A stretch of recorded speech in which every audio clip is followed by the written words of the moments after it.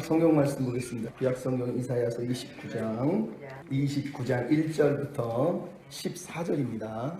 오늘 제목은 마음으로 사랑하고 삶으로 증명하라. 이런 제목으로 말씀 나누겠습니다. 잠깐 기도하겠습니다.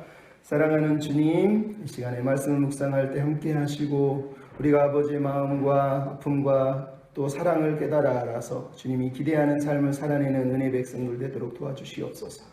부탁하며 예수님의 이름으로 기도하옵나이다. 아멘.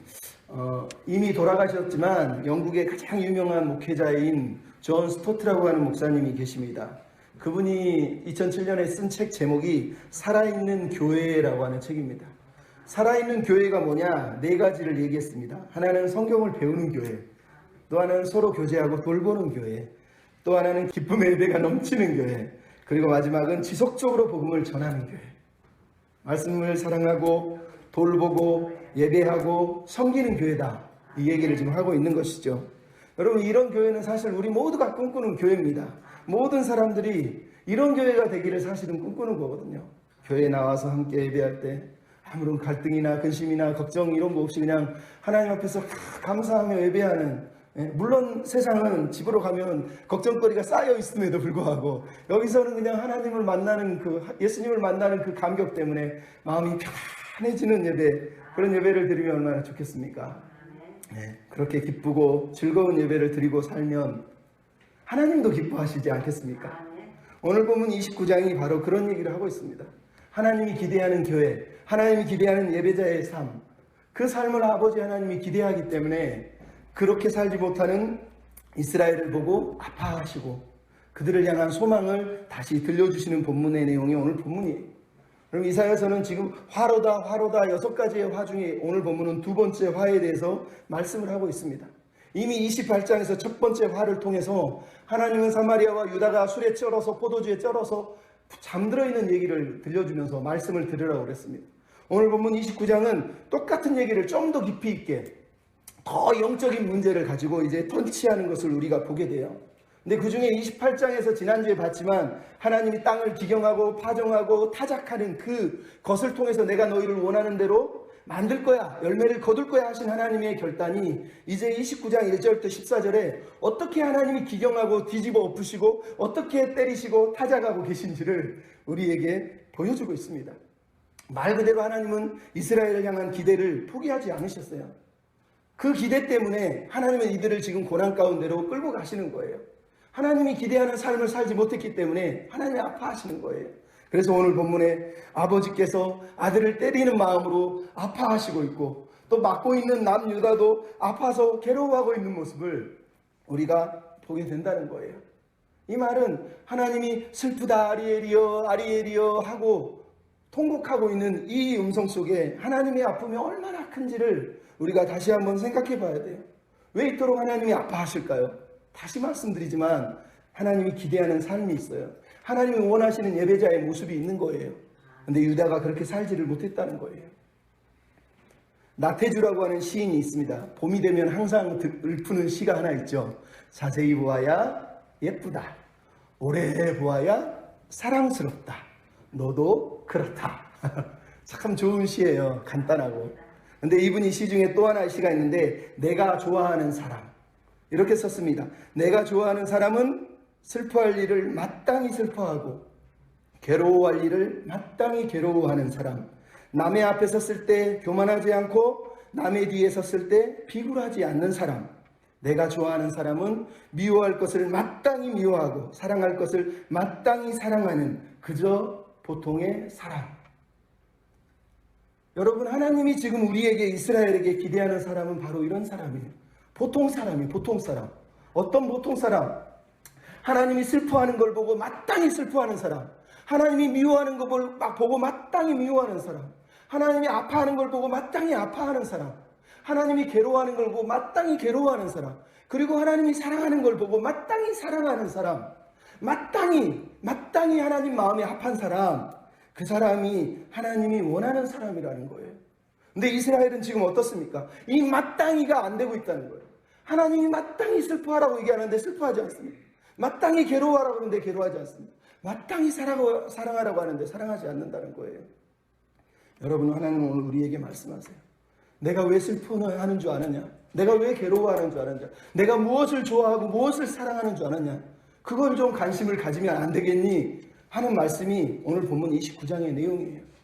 여러분, 우리가 마땅히 하나님이 원하는 그 마땅의 마음을 붙잡고 살아야 되는데, 마땅히 하나님이 뭘 원하시겠습니까? 따라서 합시다. 형식적인 신앙을 버리라. 형식적인 신앙을 버리라는 거예요. 다른 얘기로 하면 삶으로 예배하는 사람, 삶으로 순종하는 사람이 되라는 겁니다. 여러분, 오늘 1절부터 4절에서 하나님이 선지자의 입을 통해서 아리엘이여 아리엘이여 하면서 슬퍼하고 있습니다. 대체 여기서 아리엘이 누굽니까? 무려 6번이나 1절, 2절, 그리고 6절에 보면 계속 등장하는 이름이 아리엘. 아리엘은 하나님의 도시라는 뜻도 있지만, 아리엘은 보통 하나님의 암사자, 번제단이라는 뜻이에요. 즉 여기서 말하는 이 아리엘이라는 뜻은 하나님의 도시라는 뜻도 되고, 하나님의 사자라는 뜻도 되고, 하나님의 번제단이라는 뜻도 되는 거예요. 이게 무슨 얘기겠어요? 하나님은 아리엘이라고 하는 호칭을 부를 때 하나님의 마음의 비전, 하나님의 꿈이 이 이름 속에 새겨져 있는 거예요.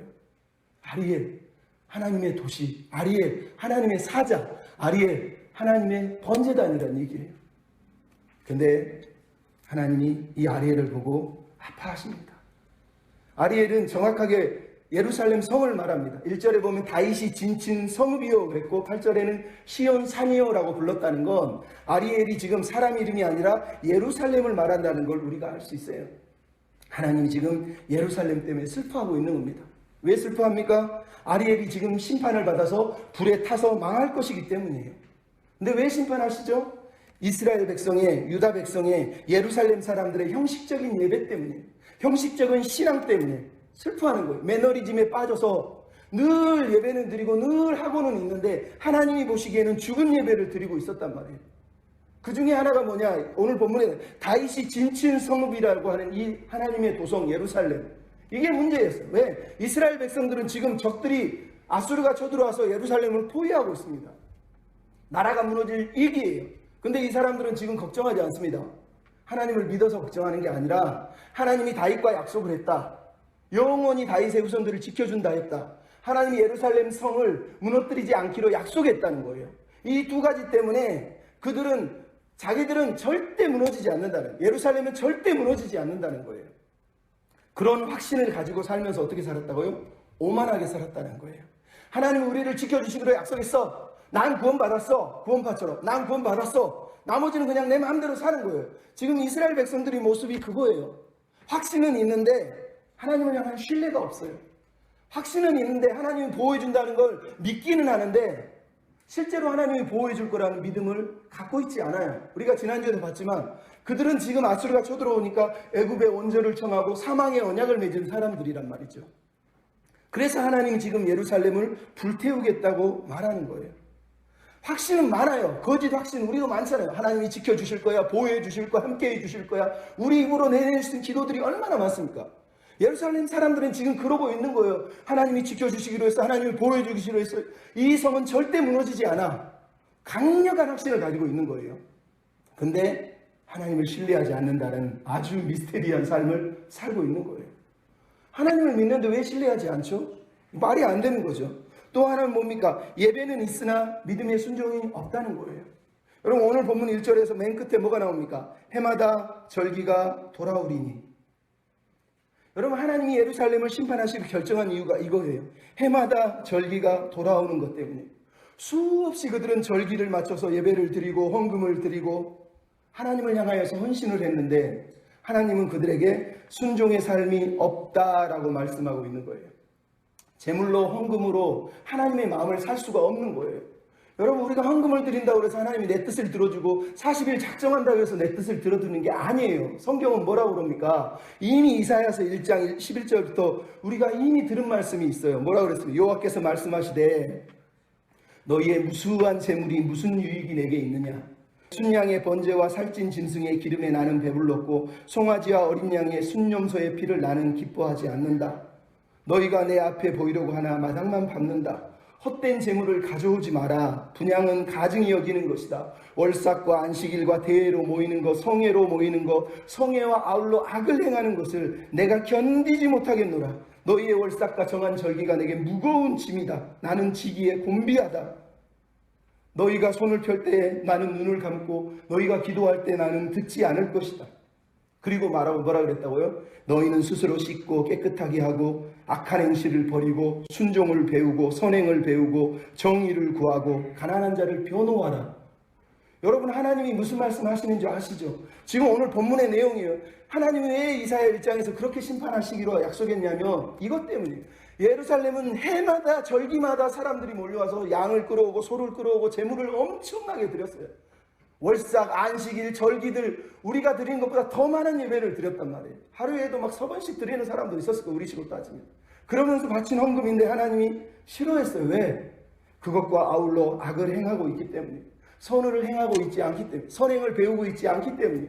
하나님이 원하는 건 예배가 아니라 예배를 삶으로 살아내는 거였단 말이죠. 예루살렘은 그렇게 살지 않았다는 거예요. 여러분, 이게 하나님의 아픔이에요. 아리엘, 하나님의 도시, 하나님의 사자, 하나님의 번제단인데, 여러분, 하나님의 번제단이라고 하는 뜻은 말 그대로 이스라엘 백성들이 번제단에 짐승을 가져오면 거기서 불을 태우면서 하는 게 뭡니까? 하나님, 내 죄를 용서해 주십시오. 내 죄를 불로 태워주십시오 라고 말하면서 어린 양이든 소든 거기다 태우는 거예요. 그러니까 하나님의 도시는 하나님의 사자들이 살아. 하나님의 사자들은 번제단에 와서 자기의 죄를 토설하고 회개하고 짐승을 태움으로 내가 죄인입니다라고 고백하는 곳이 아리엘이란 말이에요.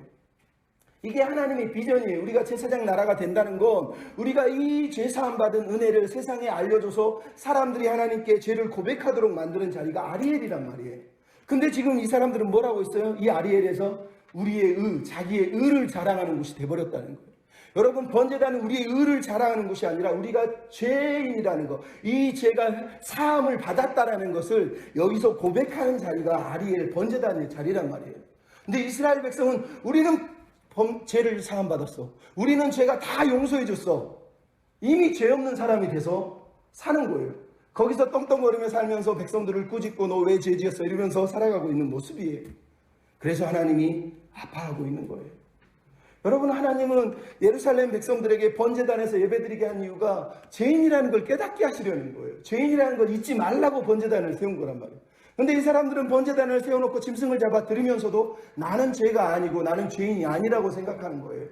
오히려 남들이 저 무식한 사람들이 죄인이라고 생각하면서 그들에게 자기 의를 자랑했다는 거예요. 그래서 하나님이 예루살렘을 불태우시기로 말씀하셨다는 거예요. 여러분, 이게 오늘 우리를 향한 도전이에요. 예루살렘 사람들 왜 이렇게 오만해졌습니까?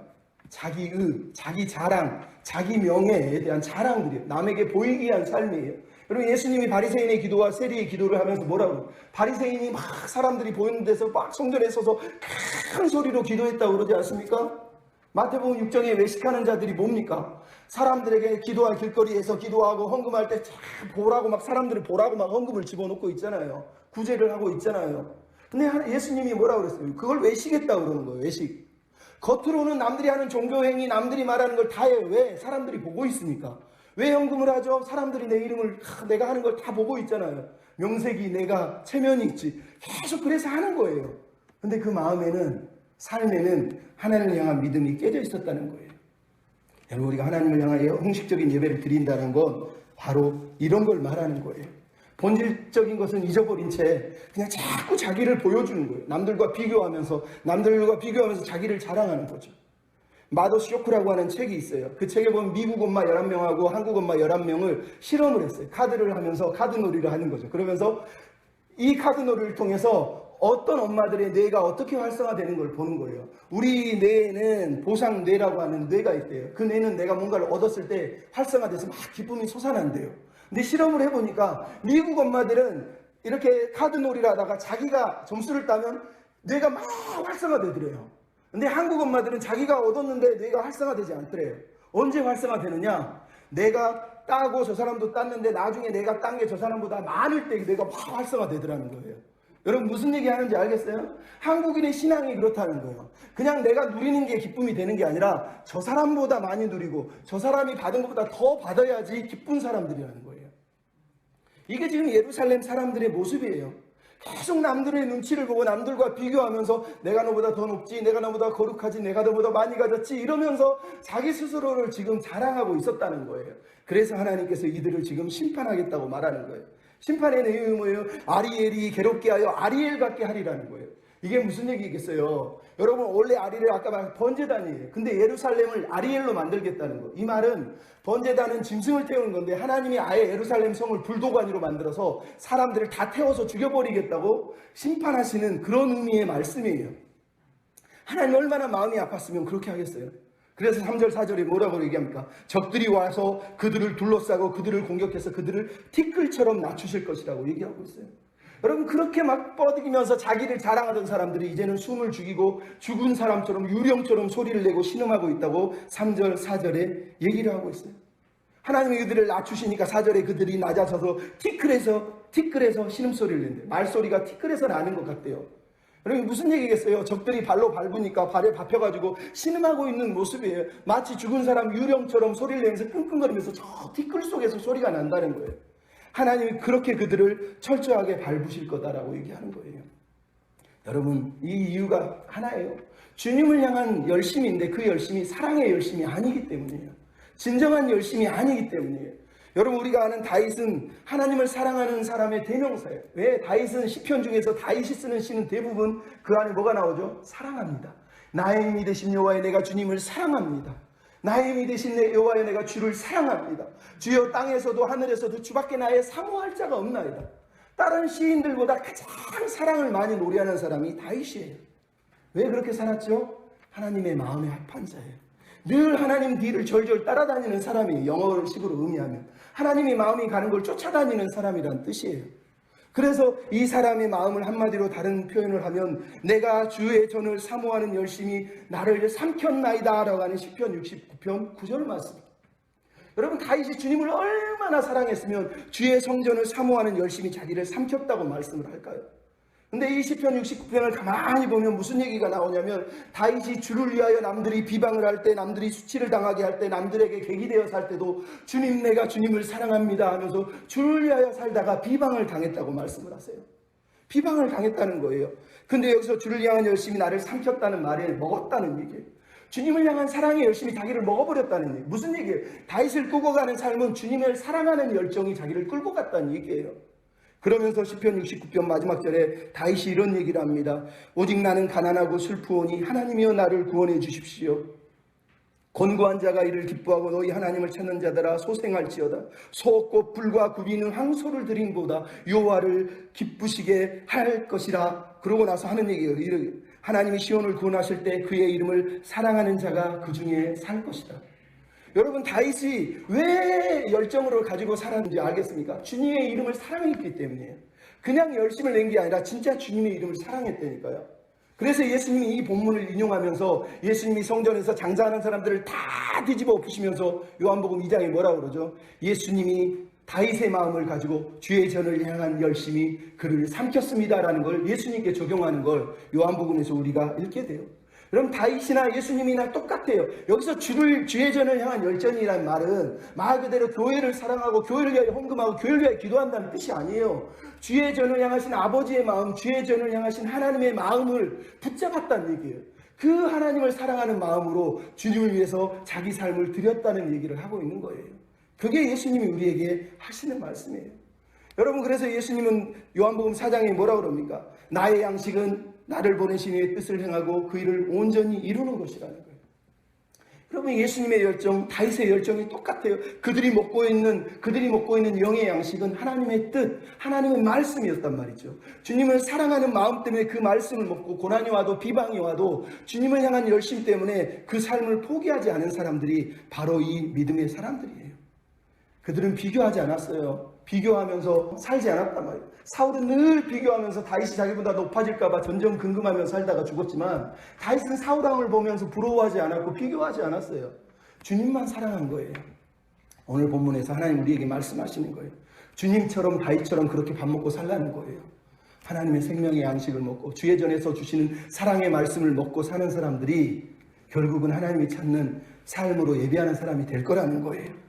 여러분, 그러면 형식적이고 외식적인 신앙을 가지는 이유, 왜 이들은 그렇게 살았겠습니까? 헛된 꿈을 추구했기 때문이에요. 여러분 따라서 한번 하시죠. 헛된 꿈을 취하지 말라. 헛된 꿈을 취하지 말라는 거예요. 여러분 4절에 아리엘을 공격하는 대적들이 나왔습니다. 근데 이제 5절부터는 누가 나옵니까? 아리엘을 공격하던 대적들을 하나님이 공격하시는 내용이 나오고 있어요. 하지만 이 말씀은 단순하게 아리엘을 공격하는 대적들을 향한 말씀이 아니라 이스라엘 백성들을 향한 말씀이에요. 왜? 주님은 자기 백성들이 세상의 현실을 깨닫고 하나님이 뭘 원하시는지를 깨닫고 더 이상 세상을 부러워하지 말고 저 아수르 같은 대적들을 부러워하지 말고 이제 하나님의 뜻을 따라서 하나님의 꿈을 취하고 살라고 말씀하시기 위해서 지금 5절부터 8절의 말씀을 들려주고 있어요. 여러분 이스라엘을 공격했던 대적들 아수르가 5절부터 8절에 보면 이제 그들이 망하는 내용이 등장하고 있습니다. 아수르의 꿈, 그들을 하나님은 뭐라고 그럽니까? 7절에 보면 그들의 꿈 같고 환상 같다. 즉 하룻밤의 꿈, 헛된 꿈 같다라고 말씀을 하고 있는 거예요. 아수르의 꿈, 이스라엘을 먹으려고 다가온 그들의 꿈, 열방의 꿈, 세상의 꿈은 뭐냐? 하나님이 한마디로 말씀하시는 거예요. 헛된 꿈이라는 거예요. 환상이라는 거예요. 지금은 힘이 세가지고 막 이 나라 저 나라 먹고 있는 것 같지만 결국은 그게 잠에서 깨면 아무것도 아니라는 걸 깨닫게 될 거라고 말씀하시는 거예요. 세상을 정복하고 자기 이름을 떨치기 위해서 바벨탑의 후예들이 되어 있는 이 아수르의 꿈을 하나님이 헛된 꿈이라고 말씀하시는 거예요. 근데 여러분 이 꿈을 누가 꾸고 있어요? 남유다와 예루살렘 사람들이 꾸고 있는 거예요. 예루살렘 안에 들어앉아서 자기를 자랑하고 세상이 좋아하고 세상이 자랑하는 것들 자기도 갖고 싶어가지고 그 안에서 술 먹고 포도주 마시면서 서로가 서로의 면류관을 가지고 자랑하는 28장에 나와 있는 바로 그 삶이었다는 거예요. 그래서 남을 위한 섬김은 없고 자기들의 자기의 삶에 만족하는 세상의 꿈에 취해 있는 사람들이라고 성경이 말하는 거예요. 그래서 이 꿈을 하나님이 뭐라고 합니까? 하룻밤의 꿈이에요. 왜? 여러분 5절에 뭐라고 해요? 하나님이 순식간에 갑자기 다가온대요. 순식간에 갑자기 다가오면 5절에 바람에 날리는 티끌처럼 바람에 날리는 겨처럼 그들이 먹었던 것, 취했던 것이 다 사라져버린다는 거예요. 세상 사람들이 막 많이 가지고 누리고 아수르가 꿈꾸고 있는 그것들이 하나님이 순식간에 오셔서 확 불어버리니까 싹 사라져버렸다는 거예요.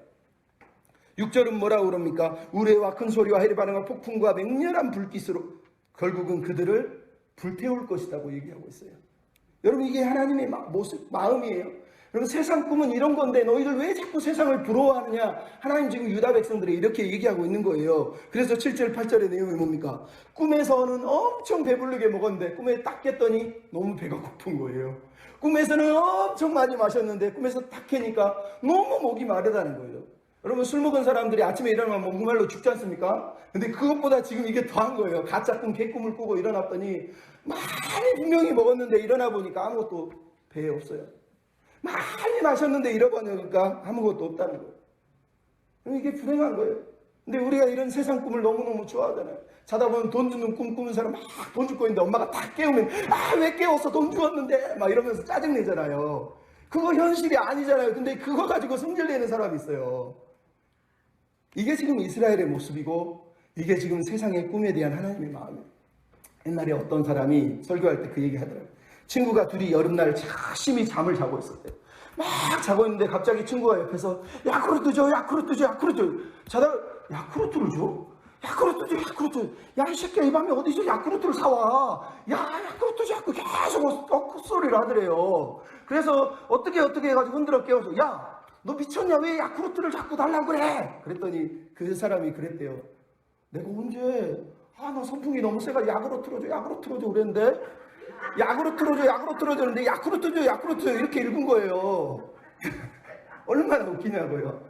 여러분 꿈이 헛된 꿈이 사람을 이렇게 힘들게 하는 거예요. 세상의 꿈을 먹을 때 삶의 결과물이 이런 거예요. 아무것도 없어요.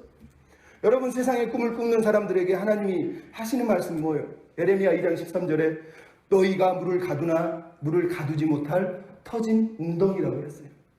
여러분 세상의 꿈은 세상을 따라가는 건 아무리 물을 부어도 터진 웅덩이가 돼서 계속 새나가요. 학개서는 더 놀라운 말씀을 하고 학개서 1장 6절 너희가 많이 심었으나 적게 거두고 너희가 먹어도 배부르지 않고 너희가 마셔도 흡족하지 않고 너희가 입어도 따뜻하지 않고 품삯을 받아도 구멍 뚫린 지갑에 넣는 격이 되었도다. 너희가 많이 수확을 기대했으나 얻은 것이 좋고 수확한 것을 집으로 가져갔으나 내가 그것을 날려버렸느니라. 여러분 오늘 본문의 내용이 학개서에 나온 내용과 똑같아요. 세상의 꿈은 이런 거예요. 학개서에 나오는 사람들이 이스라엘 백성들 아닙니까? 하나님을 안 믿는 사람들입니까? 다 믿는 사람들이에요. 근데 그들이 하나님이 뭐라 그럽니까? 너희가 수거에 소주머니에 넣었더니 주머니가 터져가지고 돈이 다 없어졌대요. 먹었는데 하나도 안 배불렀대요. 이게 하나님의 마음이에요. 하나님을 사랑한다고 말하는데 진짜 사랑하지 않는 삶은 하나님도 여기 세상도 여기 두 다리를 잡고 사는 사람들, 그 사람들의 삶의 결과물이 그거라는 거예요. 일장춘몽이라는 거예요. 훅 불면 싹 날아가서 없어진다는 거예요. 이 하룻밤의 꿈 같은 이런 꿈을 꾸면서 살아서야 되겠느냐라고 하나님 지금 이스라엘 백성들에게 말씀을 하고 있는 거예요. 여러분, 지금은 세상이 부러워 보이지만 어느 날 잠에서 깨는 순간이 있어요. 엉 울면서 회개합니다. 교회에 그런 사람 많이 와 있지 않습니까? 옛날에는 세상 권세 다 누려보다가 어느 날 잠에서 깨서 돌아와서 울면서 내가 옛날에 쓸데없이, 그러면서 브라이언 박 같은 사람은 나는 돈 많은 쓰레기였어요 이러면서 살잖아요. 여러분, 현실을 깨달으면, 꿈에서 깨면 그렇게 되는 거예요. 이스라엘 백성이 그 꿈에서 깨지 않으니까 지금 하나님이 그들을 꿈에서 깨라고 때리고 있다고 말씀하시는 거예요. 여러분, 우리는 헛된 꿈을 꾸지 않고 영원한 꿈, 사라지지 않을 꿈을 꿔야 되는 거예요. 여러분, 제가 저번에도 말씀드렸잖아요. 아라비아의 로렌스라고 하는 사람이 한낮에 꿈을 꾸는 사람이 되라는 거예요. 밤에 꿈 꾸는 사람은 아침에 일어나면 그 꿈이 싹 없어져 버려요. 하지만 낮에 꿈을 꾸는 사람은 낮에 눈을 부릅뜨고 그 꿈을 이루기 위해서 뛰어간단 말이에요. 세상적인 욕망에 끌려서 사는 꿈은 손가락으로 물을 들어 올리면 손가락 사이로 물이 빠져나가듯이 다 빠져나가는 거예요. 하지만 하나님의 꿈은 잡으면 절대 사라지지 않습니다. 하나님의 꿈은 잡으면 영원한 가치가 있어요. 영원히 내 삶을 끌고 가는 꿈이란 말이에요. 그래서 우리는 헛된 꿈이 아니라 하나님의 꿈을 꿔요. 성공과 행복의 꿈이 아니라 감사의 꿈, 섬김의 꿈을 꿔야 돼요. 여러분, 짐 엘리엇이라고 하는 사람과 네이트 선교사라고 하는 사람, 그 젊은 사람 5명이 왜 에콰도르 아우카족에게 그렇게 창에 맞아서 그 젊은 나이에 죽어야 합니까? 그 당시 미국은 대서특필을 하면서 이렇게 낭비가, 이런 엄청난 낭비가 어디 있는가 그러면서 낭비라고 했어요. 근데 짐 엘리엇과 네이트 선교사를 비롯한 선교사들은 그걸 낭비로 여기지 않았어요. 그걸 오히려 거룩한 낭비로 여겼어요. 거룩한 낭비가 뭐예요? 하나님을 위해서 쓰는 거는 낭비가 아니라는 뜻이에요. 짐 엘리엇은 죽기 전에 대학교 다니면서 자기 일기장에 이렇게 써놨습니다. 영원한 것을 위해 영원하지 않는 것을 버리는 자는 결코 바보가 아니다. 다른 말로 설명하면 이렇습니다. 소유할 수 없는 것은 내어버리고 잃어서는 안 될 것을 붙잡는 자는, 영원한 것을 붙잡는 자는 절대 바보가 아니라는 거예요. 여러분, 우리가 소유할 수 없는 거예요. 나중에 잠에서 깨면 손가락 사이로 다 빠져나가는 게 세상의 꿈이라니까요. 그 꿈을 지려고 하지 말고 영원한 꿈, 하나님의 꿈을 붙잡고 하나님과 함께 그 꿈을 꾸는 사람이 행복해질 거라는 거예요. 여러분, 우리에게 이런 꿈을 꾸게 하시려면 헛된 꿈에서 벗어나야 돼요. 근데 이 헛된 꿈에서 벗어나지 않는 사람들의 모습이 얼마나 비참한 줄 아십니까? 오늘 본문에 그 얘기를 하셨어요. 외식적인 예배의 결과, 말씀을 잃어버린다는 거예요. 말씀이 사라져버린다는 거예요. 여러분, 그러므로 하나님 우리에게 말씀하시는 내용이 한 번 더 따라서 하시죠. 마음이 없는 예배를 그치라. 네, 마음이 없는 예배를 드리지 말라는 거예요. 다른 얘기로 하면 마음으로 사랑하고 삶으로 예배하는 사람이 진짜로 돼야 되는 거예요. 여러분, 오늘 9절로 14절의 내용이 그거예요. 유다 백성들은 헛된 꿈으로 인해서 비참한 삶을 살고 있어요. 그들의 영적인 비참함을 이제 9절부터 14절에 언급하고 있어요. 여러분, 28장에서 우리가 이미 봤잖아요. 남유다의 지도자들이, 사마리아의 지도자들이 포도주로 독주로 취했다고 그랬는데, 제가 그때도 그게 실제로 포도주 독주를 말하고 있는 것이지만 하나는 세상의 꿈에 취했다고 말해요. 오늘 본문에 하나님이 말씀하시잖아요. 그들은 실제로 취한 게 영적인 술인 교만과 무지의 술에 취해 있다고 오늘 본문이 말하고 있어요. 영적으로 잠들어 있다는 말이에요. 그래서 하나님이 9절에 뭐라고 그럽니까? 놀라고 놀라라, 너희들이 맹인이 되고 맹인이 되라, 이렇게 얘기합니다. 히브리어를 직역하면 이런 얘기예요. 너희는 너희 자신을 눈멀게 해서 눈멀게 된 것이라는 거예요. 하나님이 맹인을 만들었다는 게 아니라요, 네가 스스로 맹인이 되려고 애쓰더니 맹인이 됐다는 거예요. 여러분, 이게 무슨 말인지 알겠어요? 자기가 하나님의 말씀을 듣기를 거절하고 계속 고집하고 계속 삶의 불순종이 고착화되면, 그게 굳어지면 맹인이 된다는 거예요. 그거를 10절에서 하나님 뭐라고 그럽니까? 하나님께서 잠들게 하는 영, 잠자는 영을 부어주셔서 눈을 감기셨다고 얘기하는 거예요.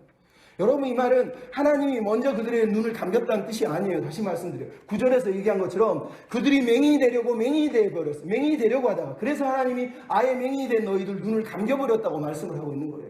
그러니까 지금 이스라엘의 비참함이 뭐예요? 다시는 현실을 깨닫지 못하는 존재처럼 변해버렸다는 거예요.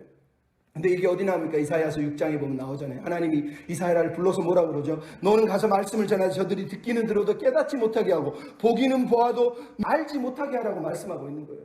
여러분, 이 이사야의 말씀이 오늘 본문에 다시 선포되고 있는 이유는 하나님의 심판이 이제는 경각이 이른 너무 가까이 다가왔다는 걸 이스라엘 백성으로 깨닫게 하고 있는 거예요. 왜냐하면 이 말씀이 슬픔이 뭔지 아시죠? 가장 무서운 심판, 인간에게, 우리에게 하나님이 주신 최고의 무서운 심판이 뭔지 아세요? 말씀이 사라지는 거예요. 영적인 기근이라니까요. 말씀에 대한 사모함도 없고 깨달음도 없고 감동도 없고 사는 거, 그게 인생에서 제일 무서운 거예요. 하룻밤에 꿈을 꾸는 것인지 모르고 미몽인지도 모르고 그 미몽에 사로잡혀서 그 일장춘몽이 진짜인 것처럼 붙들고 살면 그 순간 우리 인생의 영생의 말씀이 사라져버려요. 그게 불행한 거예요. 그게 불행한 거. 여러분, 저기 가보십시오. 요즘은 없지만 논밭에 뭐가 있어요? 허수아비가 있잖아요. 사람입니까? 허수아비예요. 여러분, 우리가 하나님을 예배한다고 여기 앉아있지만 하나님 볼 때 영적 허수아비들이 있어요. 마음으로는 하나님을 예배하지 않고 마음으로는 사랑하지 않으면서 앉아서 허수아비처럼 야 이 참새들 날아가라 하면서 찬양하고 기도하면 마귀야 도망가라 이러고 있는 허수아비, 영적 허수아비라니까요. 여러분, 하나님은 그런 허수아비를 원하지 않으세요. 그건 가짜 인생, 가짜 사람, 가짜 예배라니까요. 하나님 우리에게 진짜 예배자의 삶을 살기를 원하세요. 말씀을 빼앗기면 안 돼요. 여러분, 하나님 오늘 본문 10절 11절에 심판의 내용이 뭐예요? 선견자 선지자의 눈을 감겨버리고 말씀이 봉인돼서 11절에는 그 똑똑한 사람이 말씀을 이해를 못한대요. 12절에는 말씀을 모르는 사람은 당연히 모르니까, 가르침 받은 적이 없으니까 아예 모른대요. 여러분, 10절, 11절, 12절의 내용이 결국은 무슨 얘기예요? 영적인 실상을 말하고 있는 거예요. 선견자인데 선지자인데 28장엔 제사장들인데 말씀을 들려줘도 듣지도 않고 깨닫지도 못해. 심지어 봉인의 책을 줬더니 이거 봉인됐네. 이게 무슨 얘기예요? 깨달을 수가 없다. 나는 이해할 수가 없다는 거예요. 그러니까 이해할 수 없는 말씀을 딱 덮어버리고 자기들이 아는 것만 계속 떠드는 거예요. 자기들이 아는 말만 계속 하는 거죠. 하나님 말씀이 아니라 자기 사상을 가리키는 거예요. 그게 지금 이스라엘 백성들이 당하고 있는 영적인 실상이에요. 그래서 맹인이 맹인을 인도하고 있는 거예요. 지금 현재 이스라엘은 맹인이 맹인을 인도하고 있다는 얘기를 하고 있어요. 예수님이 마태복음 15장 14절에 그랬잖아요. 만일 소경이 소경을 인도하면 둘이 다 구덩이에 빠지리라. 이게 지금 오늘 보면 이스라엘의 모습이에요. 여러분, 옛날에 2013년에 영국에서 유명한 뉴스가 하나 있었어요. 마라톤 대회가 열렸는데 런던에서 마라톤 대회가 끝났는데 무려 5,000명이 실격을 당했어요. 실격을 왜 당했을까? 그날 1등이 맨 앞에 달려, 그 다음에 2등이 달려고 나머지 5,000명이 2등을 뒤를 따라왔는데 1등이 안 보이는 거예요. 그러니까 2등이 막 달려가다가 착각을 해가지고 가야 될 경로를 놓치고 딴 데로 간 거예요. 근데 5,000명이 2등 팀 안 되고 쫓아가는 거예요. 신기하게 그날따라 안내원이 또 거기 있어야 될 자리가 아니라 딴 데서 뭐 소변을 봤는지 술을 마셨는지 모르는데 거기 서 있었대요. 그래서 그 사람 보고 달려갔다는 거예요. 그래가지고 5,000명이 실격을 당했다는 거예요. 여러분, 맹인이 맹인을 인도한다는 얘기가 바로 이 말씀이에요. 여러분, 리더가 얼마나 앞에 선 사람이 그래서 얼마나 중요한지 모르는 거예요. 소경이 소경을 인도하는 시대가 지금 이기 남유다의 시대예요. 선지자가 선견자가 제사장들이 눈이 멀어가지고 하나님 말씀을 이해하지도 못해, 읽지도 못해, 가르치지도 못해요. 모르는 무지한 백성들은 더더욱이나 성경 좀 가르쳐달라고 그래도 모르죠, 당연히. 이게 지금 우리가 읽고 있는 성경의 말씀이에요. 여러분, 우리 그리스도인들은 그래서 하나님의 말씀은 성경을 따라 살아가는 사람들이라는 걸 잊으면 안 돼요. 성경이 우리 인생의 인도자예요, 인도자. 그 인도자인 성경 말씀을 놓으면 안 돼요. 그 말씀을 통해서 우리 마음이 변화되는 거예요. 그 말씀을 못 읽으니까, 그 말씀을 모르니까 영적인 꿈을, 헛된 꿈을 꾸게 되고 외식적인 삶을 사는 거예요. 왜? 말씀으로 자신을 판단을 못하는 거예요. 자기는 괜찮다고 믿으니까. 그러니까 영적으로 어두워지고 영적으로 헛된 꿈을 꾸는 거 아닙니까? 그래서 하나님 오늘 본문에 슬퍼하시면서 그들의 근본적인 문제를 입으로는 가까우나 마음으로는 멀다라고 13절에 얘기하는 거예요. 이스라엘 백성이 근본적인 문제예요. 왜 형식주의에 빠졌습니까? 왜 영적인 헛된 꿈을 꾸고 있습니까? 입으로는 가까운데 마음은 멀다는 거예요. 마음이 없는 예배를 드리고 있다는 거예요. 여러분, 세상에 여러분 백화점 가보십시오. 고객센터 전화 받아보세요. 사랑합니다 고객님, 사랑합니다 고객님. 저 언제 봤다고? 안 그렇습니까? 마음이 없잖아요. 마음도 없는데 어쩔 수 없이 매뉴얼 따라 하는 거예요. 여러분, 우리가 교회 와서 하나님 사랑합니다, 하나님 찬양합니다 하는데 우리가 콜센터 직원이면, 우리가 백화점 직원이면, 여러분, 하나님 이것처럼 슬픈 게 어디 있겠어요? 비참한 거예요, 비참한 거. 그래서 여러분, 우리에게 중요한 건 마음이 중요한 거, 마음. 먼저 마음으로 하나님을 사랑해야 돼요. 여러분, 이스라엘 백성의 두 번째 문제가 뭐예요? 13절 끝에 사람의 계명을 따랐다는 거예요. 주를 경외하는 법을 말씀에서 배운 게 아니라 사람의 계명에서 배웠다고 지금 말씀하고 있다니까요. 여러분 이게 어디서 나온 줄 아세요? 마태복음 15장 1절로 20절에 예수님에게 어느 날 바리새인들이 서기관들이 몰려와가지고 당신 제자들은 왜 음식 먹을 때 손을 안 씻고 있습니까? 장로들의 유전을 어겼습니다. 그랬더니 예수님이 그 말씀을 듣고 오늘 보면 이사야서 이 말씀을 읽으면서 이 백성이 입술로는 가까우나 마음은 내게서 멀도다. 더러운 거는 입으로 들어가는 게 더러운 게 아니라 이 안에 있는 게, 이 속에 있는 게 더러운 거다 이렇게 말씀하세요. 마음속에 있는 게 더럽다고 말씀하시는 게 그 구절이에요. 여러분 이 땅의 교회가 우리가 얼마나 장로의 유전을 따라서 이 땅을 살아가는지 몰라요. 그럼 회개해야 돼요. 그럼 그게 본질이 아니잖아요. 이스라엘 백성을 보시죠. 손을 안 씻었다고 안식일에 엘리베이터도 누르면 안 된다고 엘리베이터를 버튼을 못 누르는 게 이스라엘 백성이에요. 여러분 이런 말도 안 되는 거를 가지고 하나님을 섬기고 있는 사람들 하나님 지금 그래서 아파하는 거예요. 진짜 말씀은 모르고 가짜 말씀을 붙들고 사람들을 가르치고 경계하고 있는 사람의 계명을 따라 산 사람들이니까요. 그래서 하나님 오늘 보면 징계하시는 게 14절에 나오잖아요. 기이한 일을 행하고 지혜와 총명을 빼앗아 버리겠대요. 여러분 기이한 일을 행한다는 게 어디서 나왔어요? 이미 28장에 우리가 이미 읽었잖아요. 하나님께서 28장에 말씀하시길 내가 기이한 일을 행하고 기이한 일을 행하리라고 이미 선언하신 그 기이한 일, 땅을 뒤집어 엎고 기경하고 타작해서 하나님의 열매를 거두시게 하는 그 기이한 일, 우리로는 이해할 수 없어요. 내가 이만큼 했는데 이만큼 헌금했는데 이만큼 노력했는데 하나님 좋은 거 주셔야 되는 거 아닙니까? 근데 하나님은 그것이 아니래요. 인간의 지혜를 파하고 하나님의 지혜가 서는 일이 기이한 일이에요. 지금 하나님은 이 일을 하시겠다는 거예요. 말 그대로 회초리를 들었다는 거예요. 여러분 회초리라는 단어가 다시 처음으로 돌아가도록 이해시키다라는 뜻이래요. 다시 처음으로 돌아가도록 이해시키는 게 회초리라는 거예요. 여러분 오늘 본문에 하나님이 회초리를 들은 거예요. 회초리를 왜 들었습니까? 1절부터 4절에 보면 이스라엘 백성을 막 죽도록 밟아놨는데 실제로 죽지 않았어요. 근데 5절부터 8절에 아수르는 아예 죽여서 밟아버렸다는 거예요. 즉 하나님은 하나님의 대적을 완전히 밟지만 하나님의 백성은 회초리를 들어가시고 신음소리를 내게 하시면서 깨닫게 하시려고 때리셨다고 성경이 오늘 우리에게 말씀을 하고 있는 거예요. 여러분 하나님의 회초리를 들을 때 이게 회초리구나, 이게 나를 돌아서려고 하는 거구나 라는 걸 깨닫고 하나님께 돌아와야 됩니다. 여러분 욥기서를 보십시오. 저는 오카노 목사님이 살아생전에 오카노 목사님 교회 사랑의 교회에서 예배를 참 서쪽에서 많이 드렸어요. 근데 그분이 설교하는 것 중에 욥기 설교를 하는데 얼마나 은혜를 많이 받았는지 몰라요. 그 중에 하나가 욥기서 마지막에 등장하는 내용이 하나님이 욥을 딱 만나가지고 욥이 하나님 나는 죄가 없는데 우리 가정 우리 식구 우리 자녀들 다 죽였습니까? 이런 식으로 이게 논쟁하는 내용이 욥기 아닙니까? 근데 하나님이 갑자기 폭풍 속에 나타나셔서 욥 허리를 띠고 나한테 대답해봐 그러면서 질문을 막 던지잖아요. 그걸 가지고 욕하는 목사님이 그렇게 얘기했어요. 하나님은 실은 이렇게 물어본 거다. 욥 나한테 얘기해봐. 너 이래도 나 사랑할 거야? 너 이래도 나 사랑하니? 그렇게 물어보셨다는 거예요. 여러분 하나님이 말씀하시는 거예요. 욥아 내가 네 가족 네 재산 좀 건드렸는데 그래도 날 사랑할 수 있니? 이랬다는 거예요. 여러분 하나님의 회초리를 듣는 건 사랑을 깨달으라고 그러는 거예요. 우리 중에 욥과 같이 사는 사람은 없겠지만 하나님의 사랑을 깨닫고 다시 말씀으로 돌아와야 돼요. 헛된 꿈 형식적인 예배가 아니라 말씀을 붙잡고 살아야 돼요. 세상에 부유한 사람이 아니라 말씀에 부유한 사람이 될 때 우리 인생이 복된 삶을 살게 되어 있는 거예요. 여러분 마르다와 마리아 이야기 잘 아시잖아요.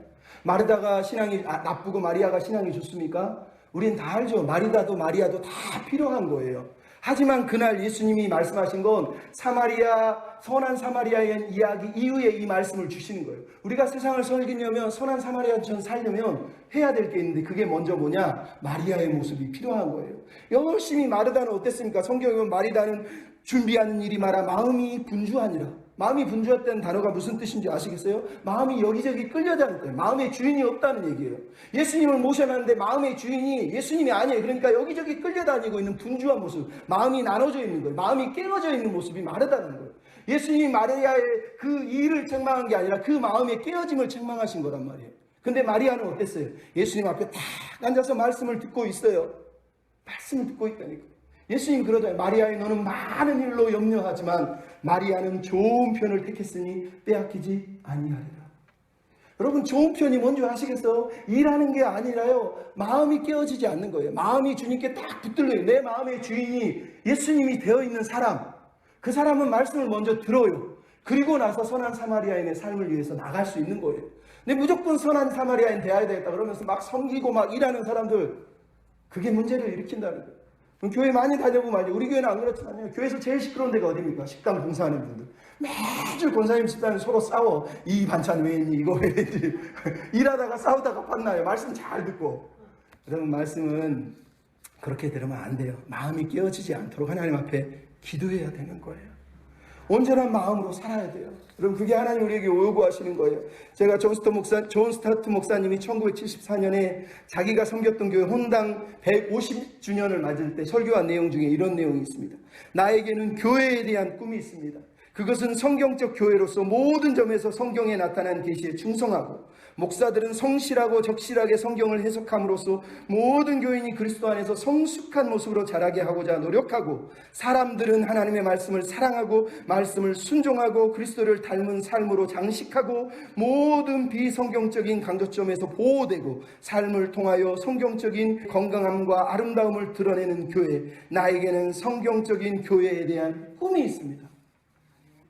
여러분에게는 이런 꿈이 있으십니까? 하나님의 말씀을 붙들고 말씀을 사랑하고 주님을 사랑하고 내 마음이 말씀에 먼저 사로잡히고 주님의 사랑에 먼저 탁 사로잡힌 이후에, 그리고 하나님의 나라를 위해서 나아가는 저와 여러분이 되셨으면 좋겠습니다. 여러분, 오늘 보면 우리가 읽었었습니까? 아리엘이여 아리엘이여 아리엘이여. 하나님이 얼마나 아파하십니까? 그 아픔을 아는 사람들, 이제 마땅히 함께 아파할 걸 아파하고, 마땅히 함께 슬퍼할 걸 슬퍼하고, 마땅히 사랑해야 될 것을 사랑하는 사람이 됐으면 좋겠습니다. 형식적인 예배를 버리고 헛된 꿈을 내어버리고 주의 말씀을 붙잡고 주님을 더 깊이 사랑하는 그런 은혜의 백성이 되어서 하나님께 영광을 돌리는 저 여러분이 되셨으면 좋겠습니다. 오랫동안 꿈꿔왔던 그 나라 이제 곧 오도록 우리 주의 은혜가 이 땅이 스며 흐르도록 하나님의 눈물을 가진 자 일어나 주님을 따르라. 너의 십자가 지고 주님을 따르며 온 세상 주 영광 보이는 하나님의 눈물을 가진 자 일어나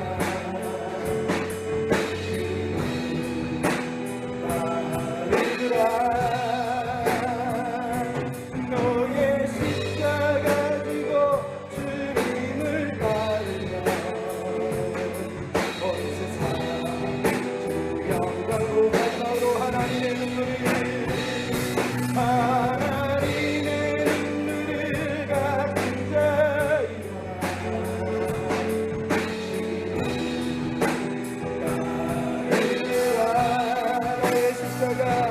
너의 십자가 지고